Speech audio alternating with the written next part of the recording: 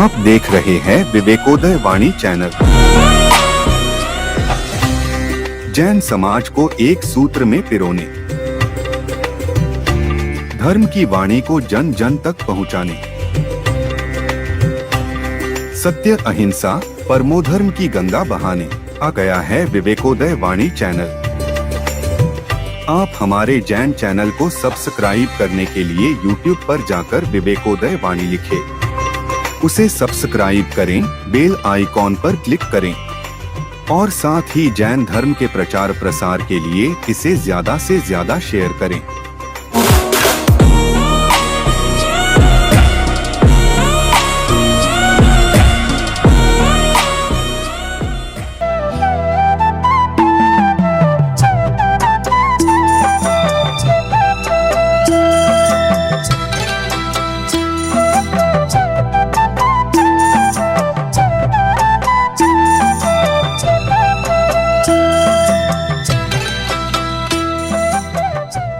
महशर विश्व का करो हित करो, धर्मं बुधाशिन्वते धर्मेणैव समाप्यते शिवसुखं धर्माय तस्मै नमः।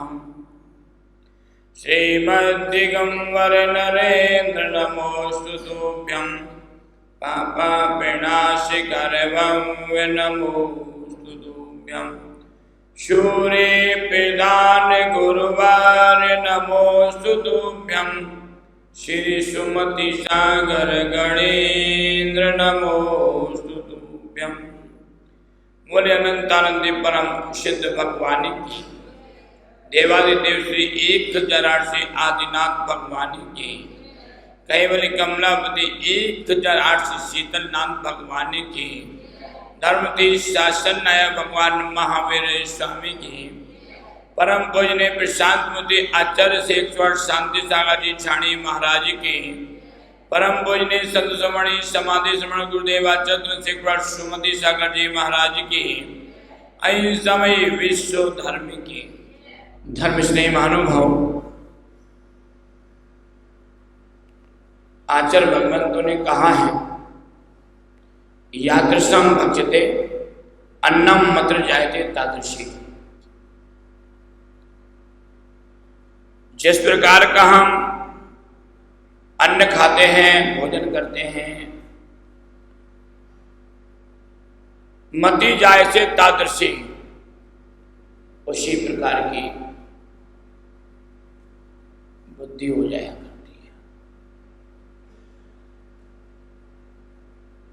जब धर्म करना है तो धर्म करने के लिए हमें निर्मल बुद्धि चाहिए। मन अगर निर्मल है, मन परिशुद्ध है, मन विशुद्ध है, तो निश्चित है कि धर्म आदि कार्य में हमारा उपयोग स्थिर होता है, लगता है। और यदि मन निर्मल नहीं है तो किसी भी कार्य में मन होता है, लगता नहीं है। क्योंकि हमें धर्म आदि कार्य को करने के लिए पॉजिटिव ऊर्जा की भी आवश्यकता होती है, पॉजिटिव वातावरण की भी आवश्यकता होती है, पॉजिटिव विचारधाराओं की भी आवश्यकता हुआ करती है। और जब सारी चीजें पॉजिटिव हुआ करती हैं तो कार्य भी हमारा, मन भी हमारा, विचार भी हमारा उसी प्रकार का पॉजिटिव होता है। इसलिए ऊर्जा और वातावरण ये दोनों पॉजिटिव होना चाहिए। मंदिर आदि में दर्शन करने की विशेषता इसलिए है कि यहां मंदिर की सारी ऊर्जा, वातावरण पूरा कैसा होता है? पॉजिटिव होता है, विशुद्ध होता है। तो मंदिर में धर्म ध्यान आदि करने में मन लगता है। और यदि यहाँ की पूजा पॉजिटिव ना हो तो मन लगेगा? नहीं लगेगा। घर की ऊर्जा ना तो विशुद्ध है, ना ही पॉजिटिव होती है। इसलिए घर में कभी किसी का क्या मन धर्म आदि कार्य को करने में लगता नहीं है। इसलिए उस मन को स्थिर करने के लिए आचार्य भगवंतों ने जो कहा यादृशम भक्षते अन्नम, क्योंकि मन की निर्मलता किसके द्वारा होती है? जिस प्रकार का अन्न भोजन करते हैं मन भी उसी प्रकार से होता है। यदि आप चोरी का भोजन करोगे, चोरी का भोजन साधुओं को भी कराओगे, तो क्या होगा? परिणाम वैसे। पौराणिक वर्तमान युग के ग्रंथों को जो हम उठा करके पढ़ते हैं, तो उन वर्तमान युग के ग्रंथों में कई कहानियां इस प्रकार की आती हैं, कई दृष्टांत इस प्रकार के मिलते हैं कि एक सेठ ने, जिसका प्रतिदिन नियम था कि मैं मुनिराज को आहार दूंगा, और एक दिन उसने चोरी के चावल खरीद लिए और वही चोरी के चावल क्या हुए? मुनिराज को आहार में दिए। और जब वही चोरी के चावल मुनिराज को आहार में दिए, जब मुनिराज आहार करके निवृत्त हुए, तो उस भोजन से जो रक्त कणिकाएं निर्मित हुई, मन में उसकी ऊर्जा संवाहमान हुई, तो मुनिराज के मन में वहीं पर सेठानी का खूंटी पर टंगा हुआ हाथ था, उसको चुराने के भाव हुए। इसके उस हार को चुराने के भाव हो गए। महाराज जंगल में चले जाते हैं, अपनी सामायिक बैठते हैं, सामायिक करते हैं, ध्यान करते हैं, और ध्यान सामायिक करने के पश्चात जब उस क्रिया से निवृत्त हुए, तब उनके मन की विशुद्धि बढ़ी। उन्हें विचार आया कि अरे आज मेरे किस प्रकार के भाव हो रहे थे और क्यों हो रहे थे? ये दिगंबर मुनिराज जो अचोर महाव्रत को धारण करने वाला हो और उसके चोरी करने के भाव हो, क्योंकि शास्त्रों में कहा है जल मरण भी दियो ना बिन दियो ना ही गए, यानी पानी और मिट्टी भी, आदि साधु को कमंडल में पानी की भी जरूरत है, तो निर्गल साधु कभी दूसरे के द्वारा दिए बिना वो ग्रहण नहीं करते, कमंडल में लेते नहीं है। मिट्टी पानी भी बिना दिए हुए ग्रहण नहीं करते हैं। मैं उस अचोर महाव्रत को धारण करने वाला हूं, और मेरे परिणाम चोरी के हुए। क्यों हुए? उन्होंने सेठ जी को बुलवाया और सेठ जी से पूछा, सेठ जी आज आपने मुझे जो आहार में द्रव्य दिया, चावल आदि जो आपने मुझे आहार में दिए, वो चावल आदि कहां से आए थे? कहां से लिए आपने? सेठ जी ने विचार किया, जो चावल मैंने मुनिराज को आहार में दिया, वहां चावल तो मैंने एक चोर से खरीदे थे। किससे खरीदे थे? चोर से खरीदे थे। मुनिराज से कहा, वो चावल मैंने जो आपको आहार में दिए, वो बड़े सुंदर अच्छे चावल थे, और वो मैंने चावल एक चोर से खरीदे थे। की समझ में आ गया कि मेरे चोरी के परिणाम क्यों हुए, क्योंकि सेठ जी ने जो मुझे आहार में भोजन दिया वो कौन सा दिया, चोरी से खरीदा हुआ दिया। चोरी से खरीदा हुआ जो आहार में दिया, इसलिए मेरे परिणाम चोरी के हुए।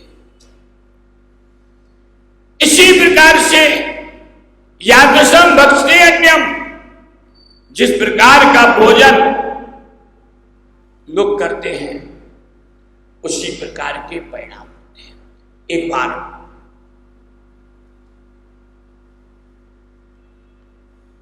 अकबर की राजसभा में अनेक सभासद बैठे हुए थे, बीरबल भी वहां मौजूद था। अकबर कई दिन से विचार कर रहा था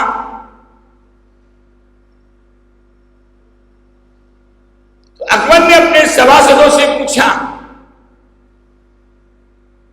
कि ये बताओ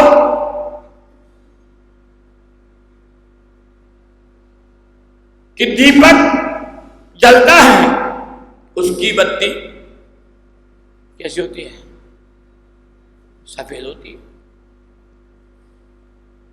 और जो उसमें डाला जाता है क्या, घी तेल जो भी डाला जाता है,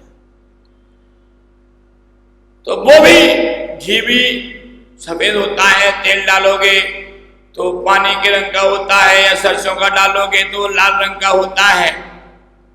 लेकिन उसकी जो लौ जलती है उस लौ में क्या होती है, ऊपर काजल निकलता है, कालीमा निकलती है।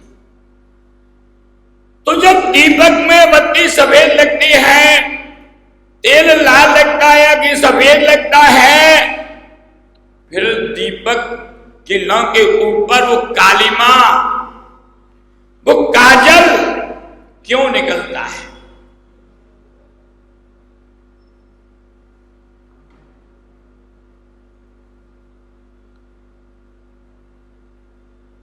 कोई भी सभासद बीरबल के प्रश्न का उत्तर नहीं दे सके, अकबर के प्रश्न का उत्तर नहीं दे सके। अंत में बीरबल खड़ा हुआ, राजन मैं बताता हूं। क्या बताते हो भाई? क्योंकि दीपक में घी भले ही सफेद हो, तेल भले ही लाल हो, या पानी के रंग का हो, बत्ती भले ही सफेद हो, लेकिन दीपक खाता क्या है? क्या खाता है?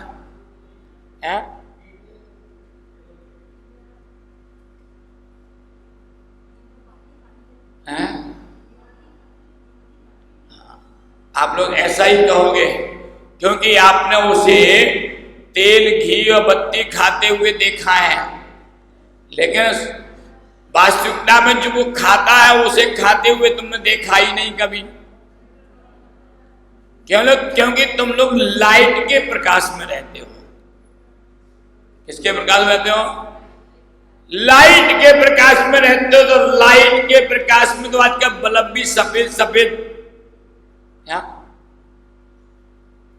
चल गए हैं तो दिखते हैं, तो सारी दुनिया आपको कैसी दिखती है? सफेद ही सफेद दिखती है। बाकी उस दुनिया के नीचे क्या हो रहा है, क्या समस्या है, वो दिखाई नहीं देती है। तो बीरबल ने कहा, राजन दीपक जो खाता है वही निकालता है। बात समझ में आ रही कि नहीं आ रही है? नहीं समझ में आ रही? दीपक अंधेरे को खाता है इसलिए काली मां उससे निकलती है। वो तेल खाता है बच्चे, वो लाल लाल लो उसकी अलग निकलती है ना, उसके ऊपर काली मां निकलती है। तो जो अंधेरे को खाता है तो अंधेरे की काली मां ही तो है। अंधेरा तो काला ही होता है कि नहीं होता है टीटी जी? अंधेरा काला होता है और उस काले अंधेरे को वो दीपक खाता है, इसलिए उसमें काली मां ऊपर निकलती है। तो यादृशम भक्षते अन्नम मदीर जायते तादृशी, जिस प्रकार का भक्षण करेंगे, जिस प्रकार का खाएंगे, उसी प्रकार की मति होगी, उसी प्रकार का निकलेगा। इसलिए हमें अपने मन और विचारों को, बुद्धि को शुद्ध करने के लिए उसी प्रकार का भक्षण भोजन आदि करना चाहिए। क्योंकि अंग्रेजी के एक नीतिकार ने लिखा है, as you eat so you think, as you eat so you think, और as you think so you become. जैसा आप खाओगे उसी प्रकार का विचार आपका होगा, उसी प्रकार का विचार आपके मन में चलेगा, और जिस प्रकार का विचार आपके मन में चलेगा क्या करोगे? सो यू बिकम। उसी प्रकार की प्रवृत्ति होगी आपकी, आप उसी प्रकार का करोगे, उसी प्रकार का करने का आपका पुरुषार्थ होगा, उसी प्रकार का आपका क्रियाचरण होगा, उसी प्रकार का आपका व्यवहार होगा। क्योंकि जैसा विचार बनता है वैसा ही व्यवहार होता है, वैसी प्रवृत्ति होती है। इसलिए धर्म यो बाधते धर्मो नायसा धर्मा कुर्वत्म अविरुद्धादो सा धर्मा सत्य विक्रमा। सिर्फ जो व्यक्ति धर्म को करता है इसके लिए धर्म कभी बाधक नहीं होता, वह सत्य की खोजने के निकल पड़ता है। क्योंकि धर्म धर्मात्माओं के द्वारा सतत निरंतर चलता रहता है। अविरोधातु योसा धर्मा सत्य विक्रमा।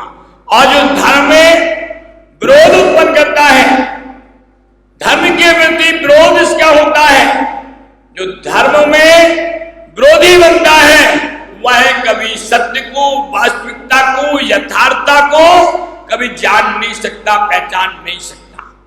और जब तक हम सत्य को, यथार्थता को नहीं जानेंगे तब तक धर्म की व्याख्या और धर्म की वास्तविकता को हम कभी जान नहीं सकते। क्योंकि जब तक यथार्थ भाव, यथार्थ विचार, यथार्थ क्रिया, यथार्थ पदार्थ का ज्ञान हमारे जीवन में नहीं होगा तब तक धर्म से हमारी पहचान हो नहीं सकती। इसलिए आचार्य भगवत कहते हैं, समुद्र स्वामी रत्न शाब्दाचार में कहा है, इस मयन यो नत्यान्यति धर्म स्थान ग्रविता सया सोतेति धर्मात्मीयम न धर्मो धार्मिक बिना। आचार्य समुद्र स्वामी कहते हैं कि संसार में जितना भी धर्म चल रहा है, धर्म पुरुषार्थ हो रहा है, वह सब धर्मात्माओं के द्वारा ही हो रहा है। अगर धर्मात्मा जन ना हो, धर्म पुरुष ना हो, धर्म करने वाले लोग ना हो तो संसार में धर्म समाप्त हो जाएगा। 24 तीर्थंकरों में से पुष्पदंत तीर्थंकर से लेकर के धर्मनाथ तीर्थंकर तक, इनके काल में, इनके तीर्थ काल में बीच बीच में किसी के काल में पाव पल, किसी के काल में आधा पल, किसी तीर्थंकर के काल में एक पल, किसी फिर बाद में आधा पल और किसी के में पाव पल। इस प्रकार से धर्म का विच्छेद रहा है। यानी धर्मात्मा लोग, उनके लिए उस समय में धर्म करने वाले प्राप्त नहीं हो सके। भगवान महावीर के बाद भी समय समय पर, भगवान महावीर के काल में भी समय समय पर धर्म का विच्छेद, धर्म का लोप होता रहा, समय समय पर धर्म का लोप होता रहा। कालांतर में धर्मात्मा जनों के अंदर वह धर्म बुद्धि जागृत हुई, धर्म का आचरण बना, तो वह धर्म धर्मात्माओं के द्वारा होता रहा। इस उत्तर भारत में भी जब साधुओं का अभाव हो गया तो एक नई भट्टारक परंपरा चली। उन भट्टारकों के द्वारा भी 200-250 साल तक इस उत्तर भारत में धर्म चलता रहा। कालांतर में यहां पर भी वहां धीरे धीरे जैसी भट्टारकों का लोप होता रहा, वैसे वैसे धर्म भी लोप होता चला गया। कोई परेशानी है? कोई परेशानी है तो बंद। आप लोग बातें करने लगते हो ना बस में बैठ के, तो मेरे को तो व्यवधान उत्पन्न हो जाता है थोड़ा सा। इसलिए बैठे बिल्कुल कीप एंड साइलेंट। बातें करना पीछे कुर्सी पर बैठ जाओ, कोई टेंशन नहीं। आगे वालों की शक्ल देखते रहेंगे, अपने बोलते रहेंगे। क्योंकि ड्राइवर तो गाड़ी चलाता है ना, तो अपने बगल में कभी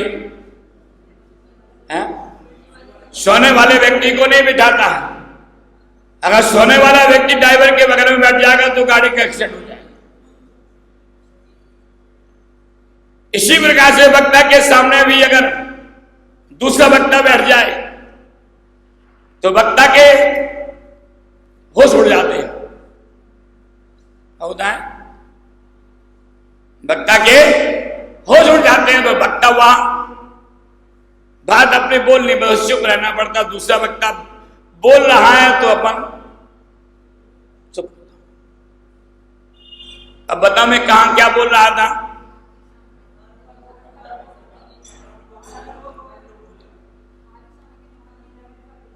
अरे महावीर स्वामी के बाद तो मैं बात वही कह रहा था कि समय समय पर जब व्यवस्थाओं में परिवर्तन आया तो तीर्थंकरों के तीर्थकाल में भी धर्म का लोप होता रहा, धर्म का विच्छेद होता रहा।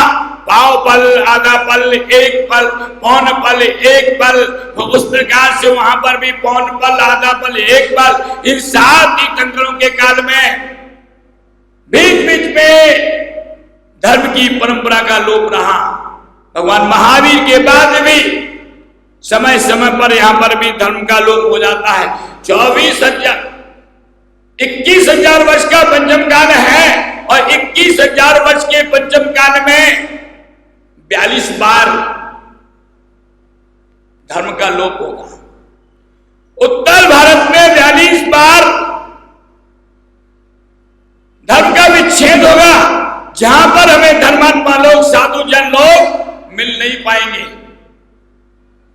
ये तो वो महान आचार्य हुए हैं कि जिन्होंने कितने उपसर्गों को सहन किया, कितने उपसर्गों को सहन किया, और उन उपसर्गों को सहन करके आज उत्तर भारत में निर्गंत मुनि परंपरा को आगे बढ़ाया।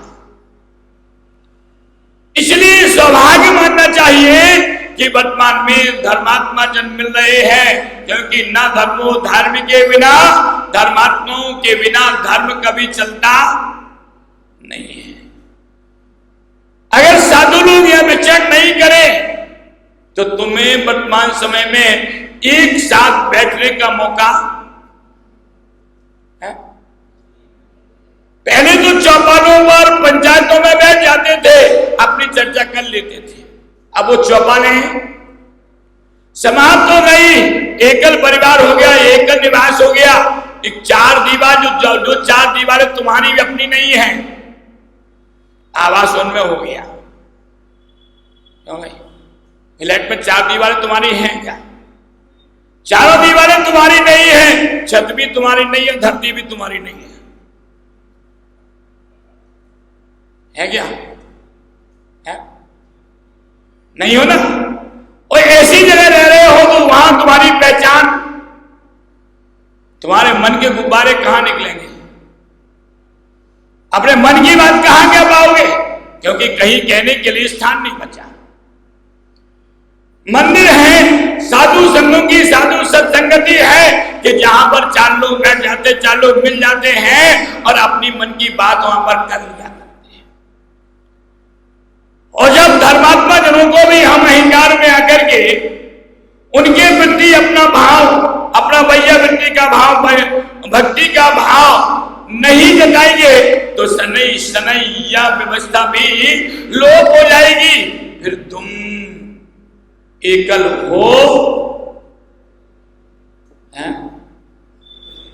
एकल ही रहोगे, एकल ही घूमते रहोगे, तुम्हें कोई पूछने वाला नहीं है। इसलिए धर्मात्मा जनों के प्रति शोधती धर्मात्मीयम, तो धर्मात्मा जनों के प्रति अपनी आत्मीयता, भक्ति के साथ में अपनी आत्मीयता को बना करके रखना चाहिए।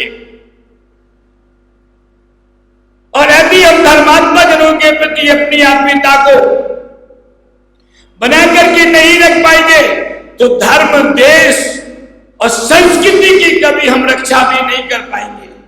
ना धर्म की रक्षा कर पाएंगे, ना देश की रक्षा कर पाएंगे, ना अपनी संस्कृति की कभी रक्षा कर पाएंगे। क्योंकि हमारा धर्मात्मा जनों के प्रति आत्मीयता का भाव नहीं है।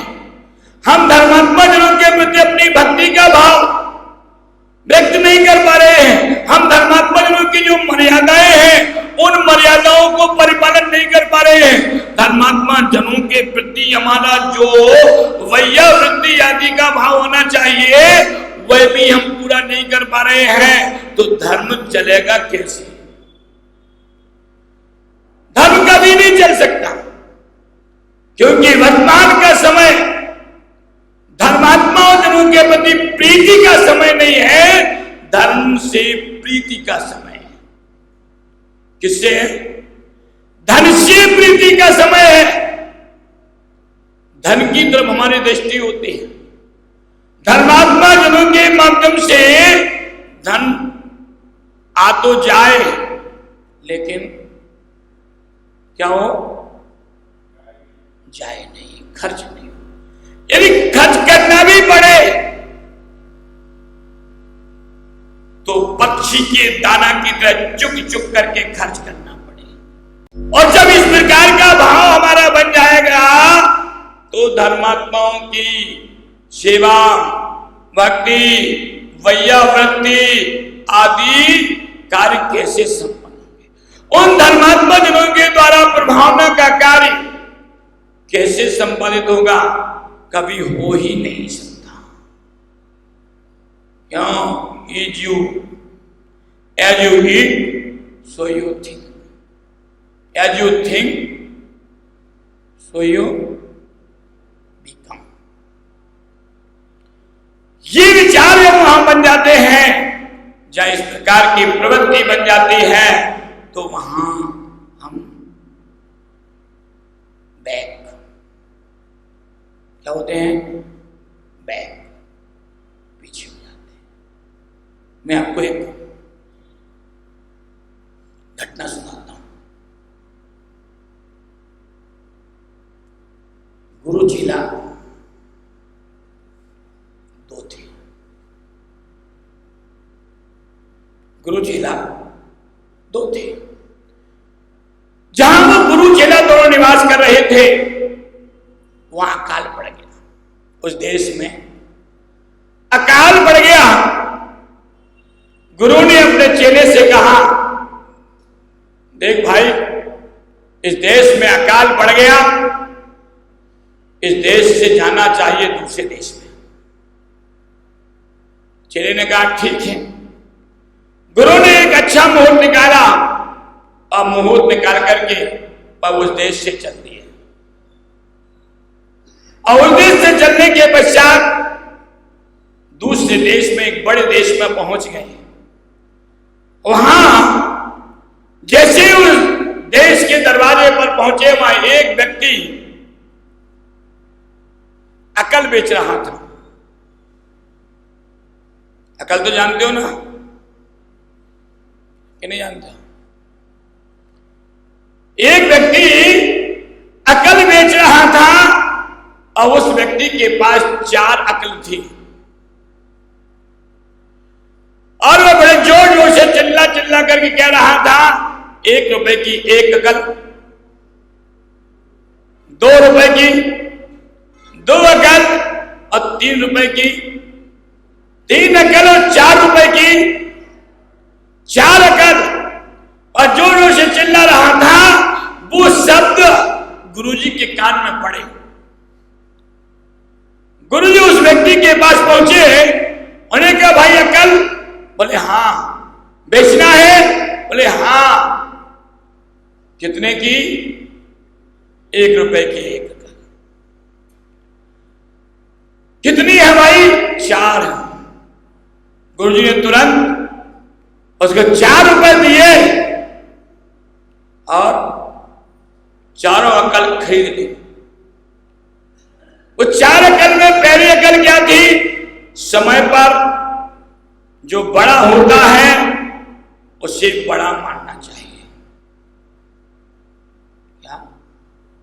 समय पर जो बड़ा होता है उसे बड़ा मानना चाहिए। भले ही छोटा हो, लेकिन उस समय जो बड़ा होता है उसे बड़ा मानना चाहिए। दूसरी अकल, परोसा हुआ भोजन कभी छोड़ना नहीं चाहिए।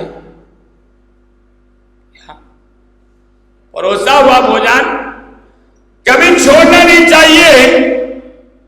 तीसरी अकल, गुप्त बात को प्रकट नहीं करना चाहिए। चौथी अकल, अन्यायी जनों की नौकरी नहीं करना चाहिए।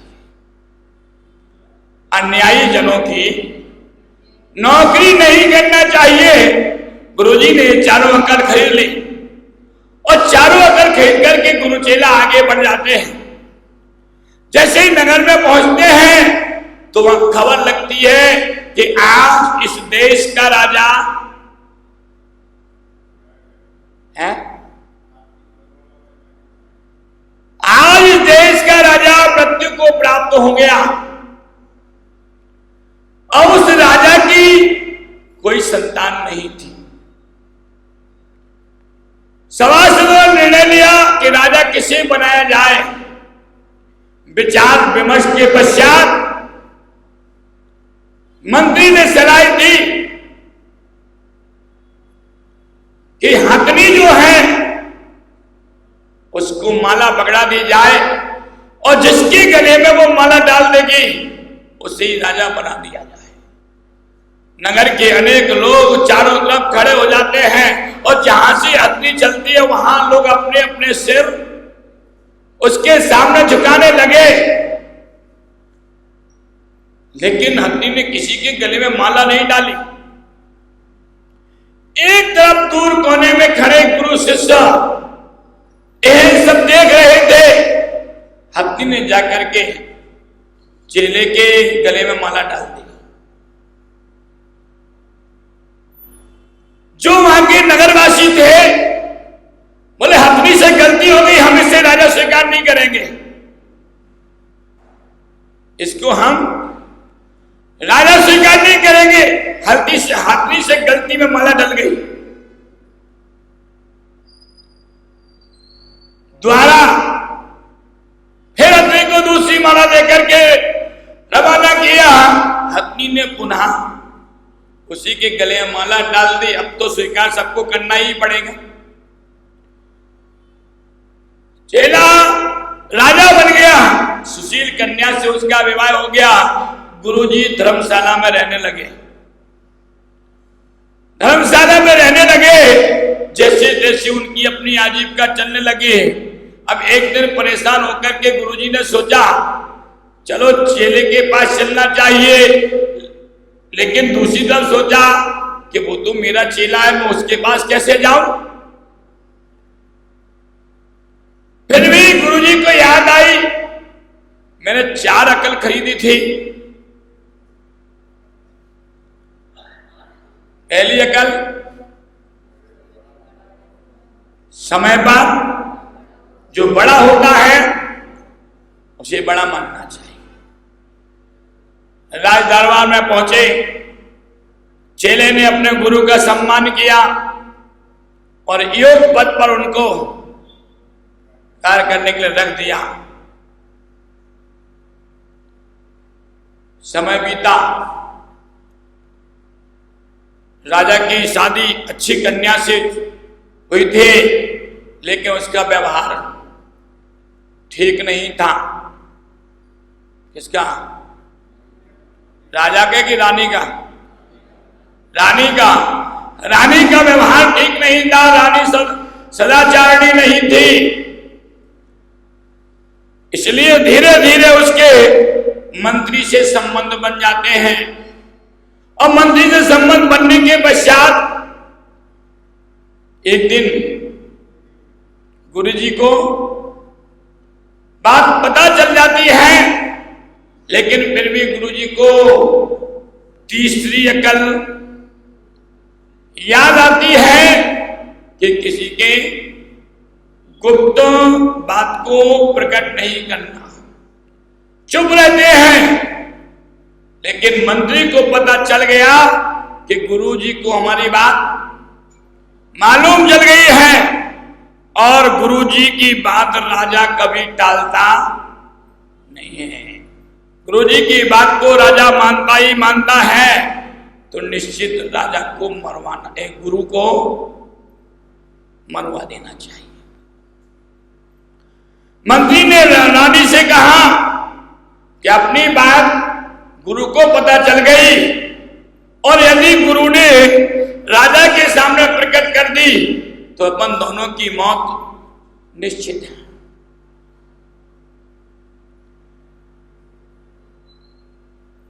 पहले राज भवनों में, अंताकरण में कोप भमन होता था। रानी कोप भवन में जा पहुंची और वहां अपने कपड़े फाड़ फुड़ करके, आंधी पड़ी हुई थी, राजा पहुंचा। राजा ने कहा, ये कैसा श्रृंगार कर रही हो नया, क्या हुआ? रानी ने कहा, जो तुम्हारा गुरु है, गुरु की अकल ठीक नहीं है, बुद्धि ठीक नहीं है, या तो इस राजभवन में मैं रहूंगी या तुम्हारा गुरु रहेगा। राजा ने कहा, कैसी बात करते हो? गुरु तो हमारे सदाचारी हैं, अच्छे हैं, बुद्धिमान हैं, ज्ञानी हैं, उनके प्रति तुम्हारा ऐसा विचार कैसे? बोले, वो तुम्हारा गुरु है या गुंडा है?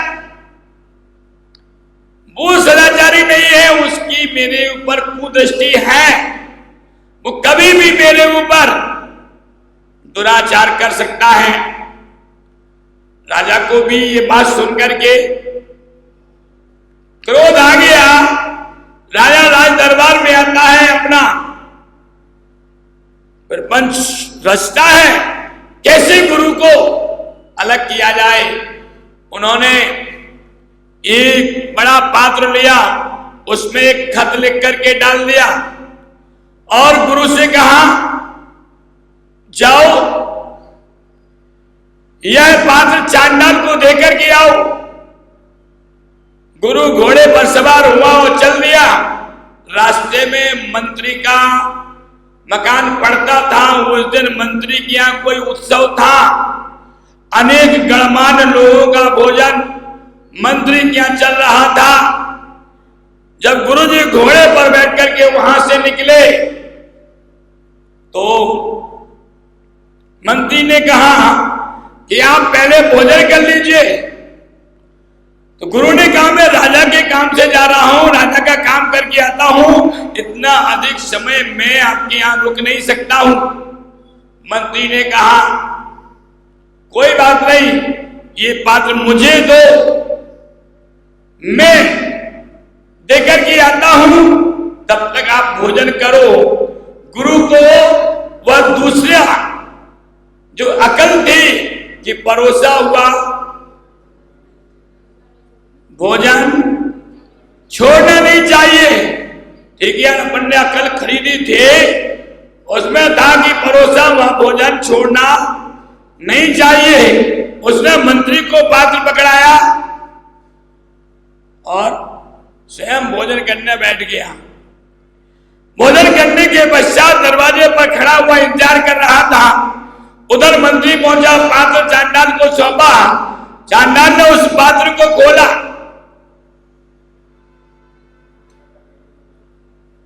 ऐसे कैसे उड़ जाएगी? उसमें से पत्र निकाला, उस पत्र को पढ़ा। मंत्री जाने लगा।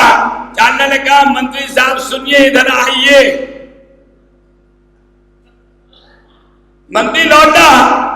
राजा की आज्ञा है कि जो पत्र लेकर के आए उसकी गर्दन को।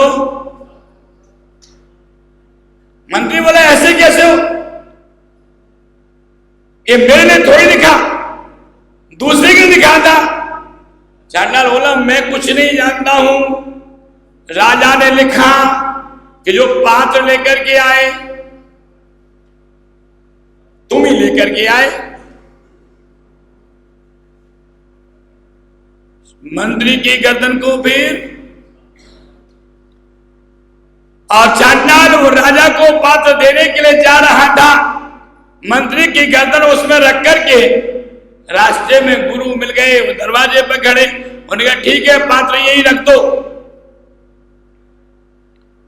वह गुरु उस पात्र को लेकर के राज दरबार में पहुंच जाता है।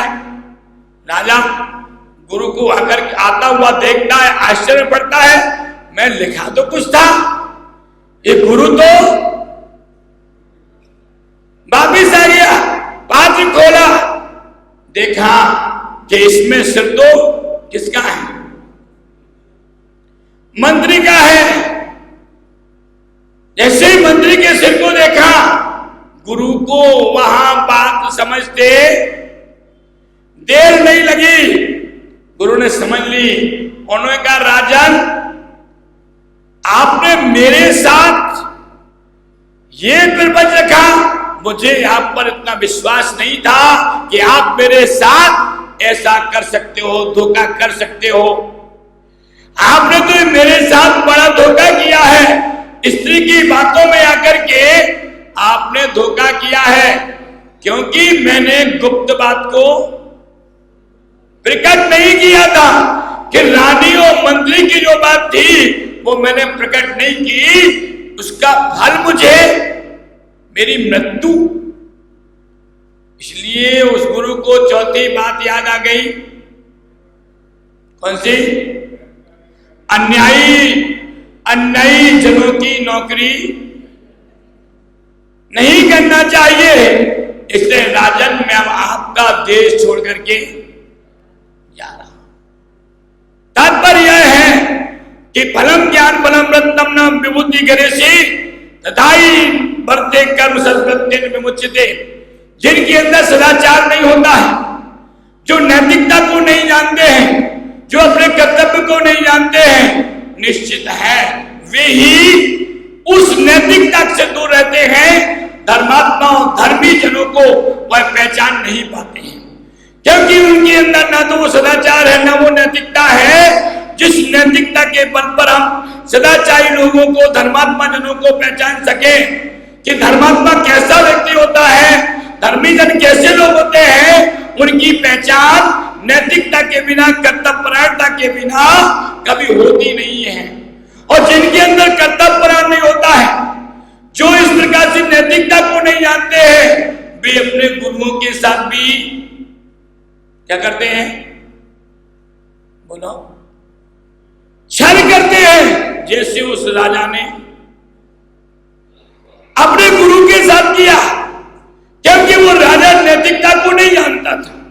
राजा अपनी कर्तव्यता को नहीं जानता था कि मेरी नैतिकता क्या है, मेरी कर्तव्यता क्या है। और उस नैतिकता सदाचारता के अभाव में राजा ने अपने गुरु के साथ में भी छल कर दिया।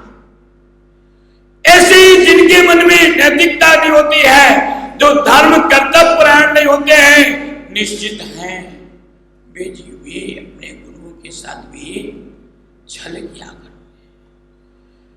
इसलिए बंधुओं, हमारे मनुष्य जीवन मिला, संस्कृति की सुरक्षा, सदाचार, नैतिकता, ये सब कुछ हमें हमारे जीवन में मिला है। इसलिए as you think so you become, जैसा सोचो वैसा करो, अच्छा सोचो अच्छा करो।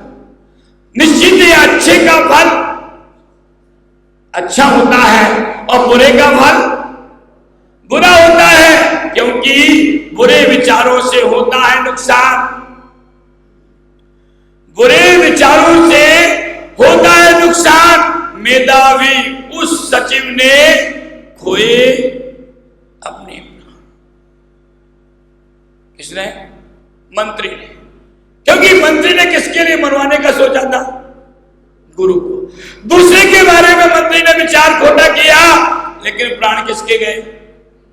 जैसा सोचा, एज यू थिंक, जैसा सोचा वैसा ही पाया, वैसा ही हुआ।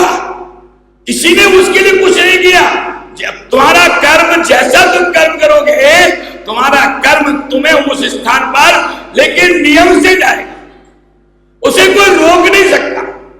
क्योंकि नीतिकारों का कहावत है, किसी भी चीज में देर हो सकती है पर क्या नहीं होता? अंधेर नहीं होता।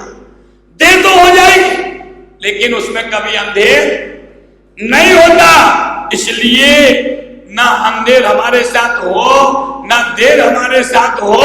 हमें सदैव धर्मी धर्मात्मा जनों के प्रति अपने अच्छे भाव, अच्छे विचार, अच्छा पुरुषार्थ, अच्छा कार्य करना चाहिए, जिससे हमें उत्तम फल की प्राप्ति हो, उत्तम फल हम प्राप्त कर सके। क्योंकि संसार की एलोक वालों की का महत्व उस ज्ञान में है, उस सदाचारता में है, उस नैतिकता में है। उसके बिना धन, वैभव, विभूति सब कुछ संसार में रह करके यही की यही रह जाएंगे। ये कोई भी साथ जाने वाला नहीं है।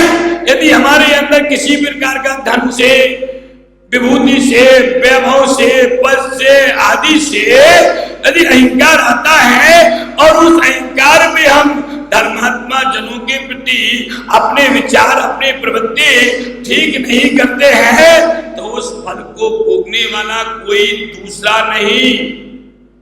कौन है? हम स्वयं। इसे मंत्री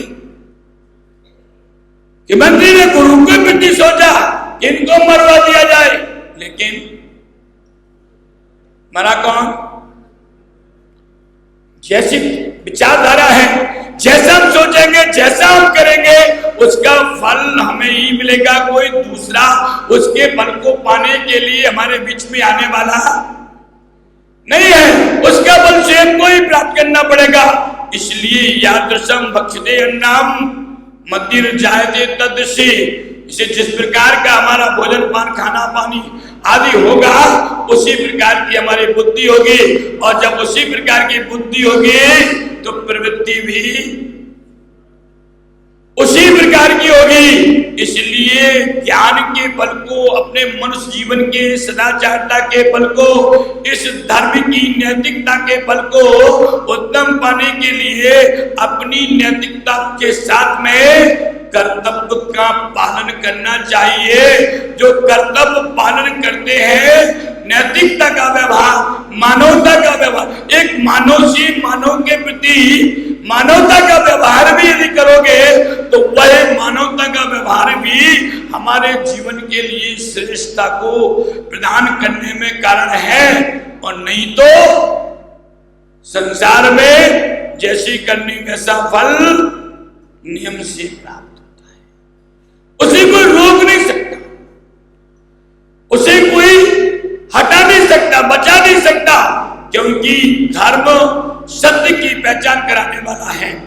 धर्म हमारी आत्मा को उत्तम श्रेष्ठ बनाने वाला है, और धर्म के द्वारा ही संपूर्ण सुख की प्रवृत्ति बनती है। इसलिए अपने धर्म के द्वारा, अपने मन के द्वारा, शुद्ध मन के द्वारा उस धर्म, धर्मात्मा और धर्माचरण के प्रति अपने कर्तव्यता को समझे, अपनी नैतिकता को समझे, अपनी मानवता को समझे, तो निश्चित हमारा सुखद अनुभूति हमें प्राप्त होगी। बोलो भगवान महावीर स्वामी की।